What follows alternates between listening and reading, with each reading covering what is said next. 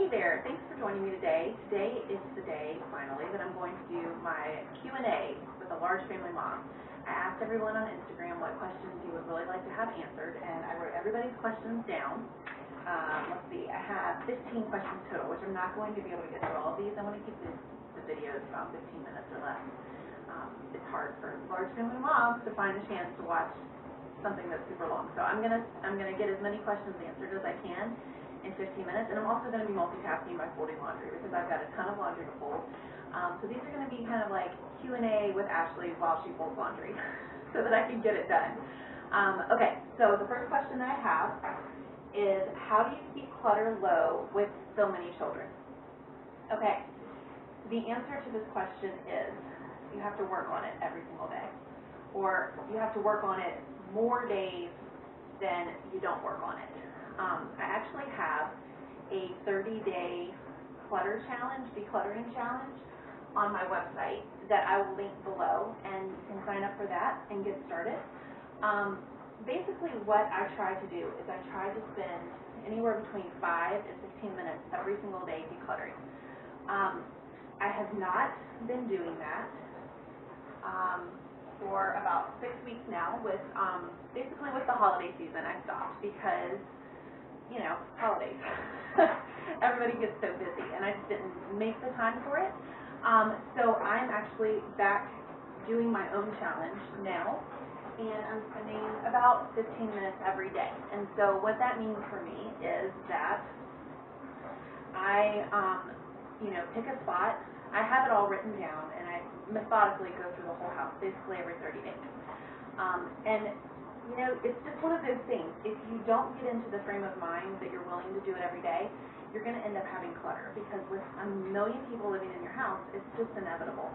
So if you build a habit of decluttering a little bit every day, or even, you could do 30 days on, 30 days off, or whatever, but you're just going to have to get in the mindset that it's going to be something that you have to consistently work at, or you're never really going to make progress.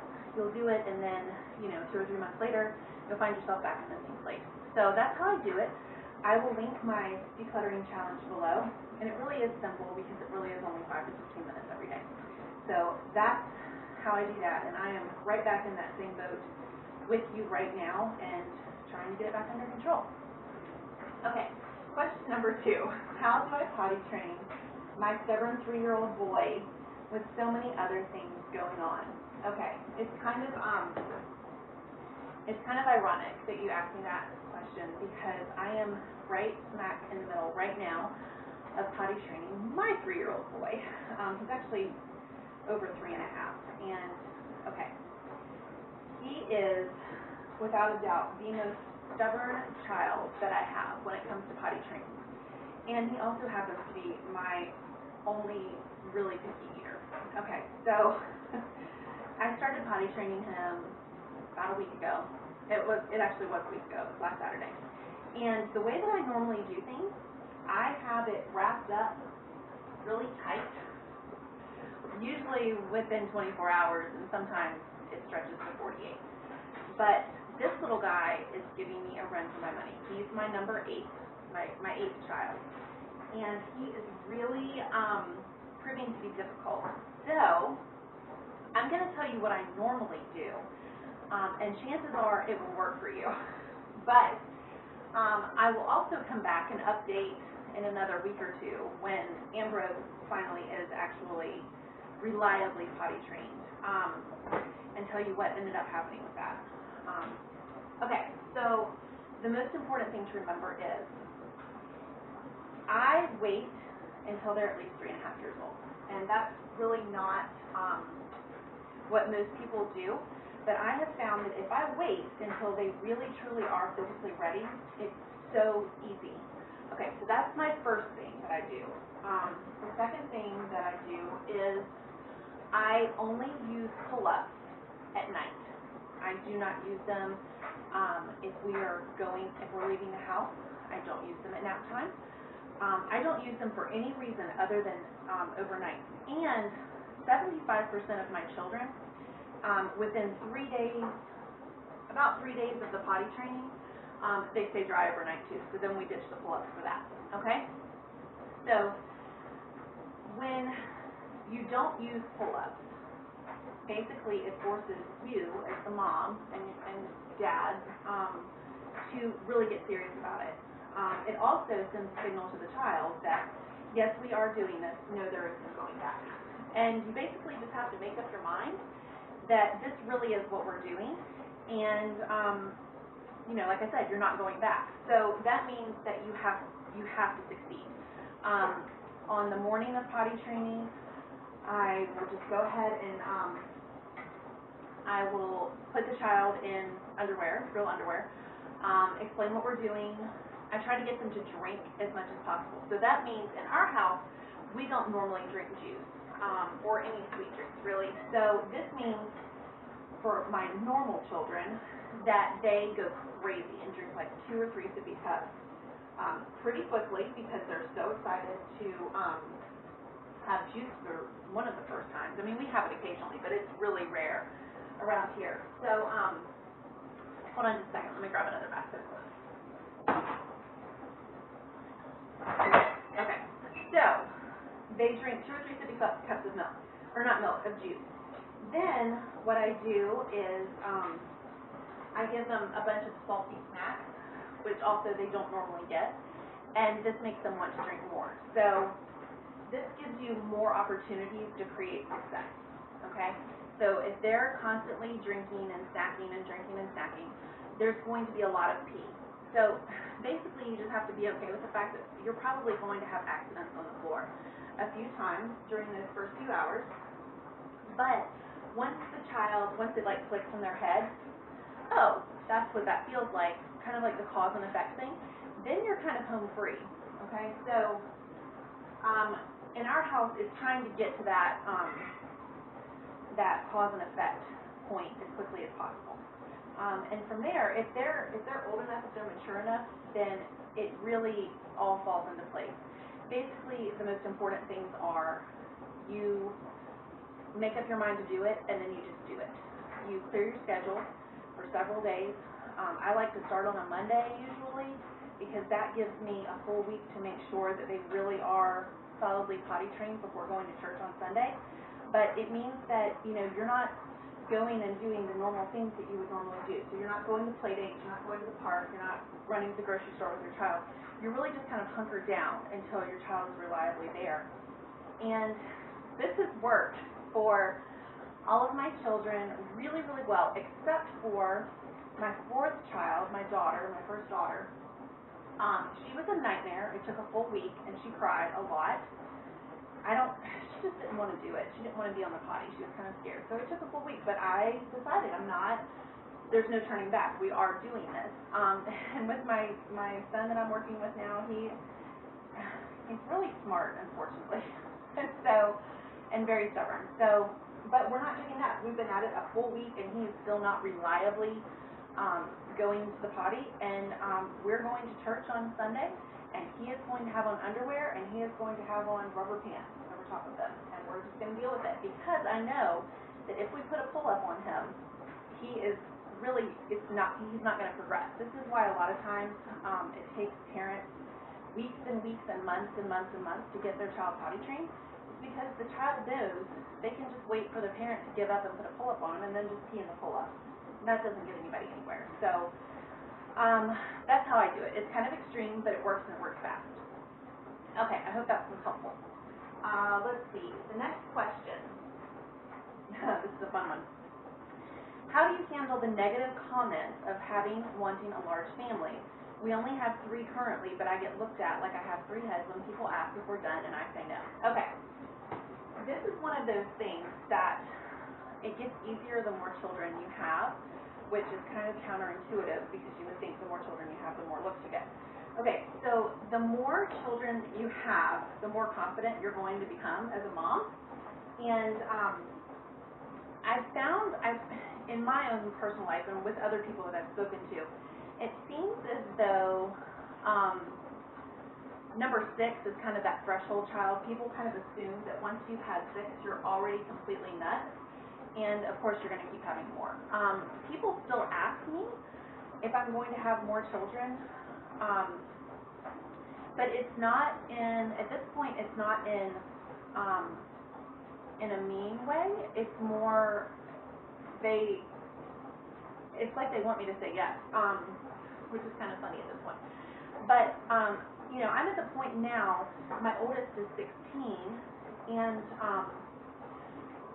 understand I'm not saying this to be boastful. I'm not trying to be arrogant here, but my children are really, they are well behaved.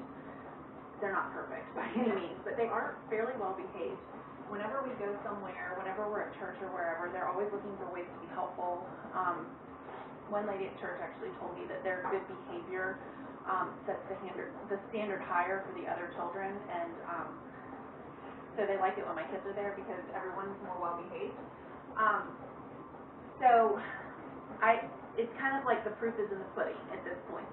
Because I've worked hard all along to be raising children who are a benefit to society as opposed to, you know the kids I'm talking about, the ones that are always crazy and their mother is, you know, half insane because she's having to deal with them all the time. That probably sounds judgy.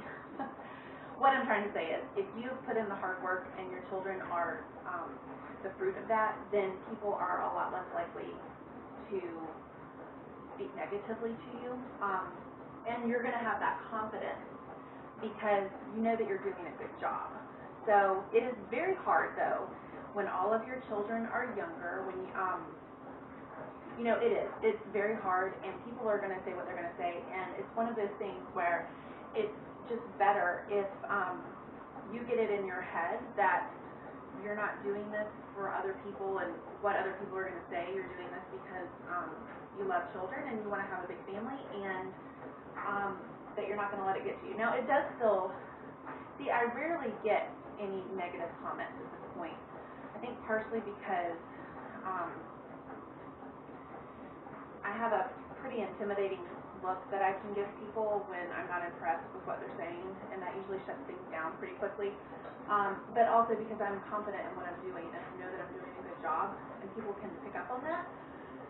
So I have no problem, though, if somebody does say something rude to me, which, I mean, honestly and truly, this has not happened to me in years.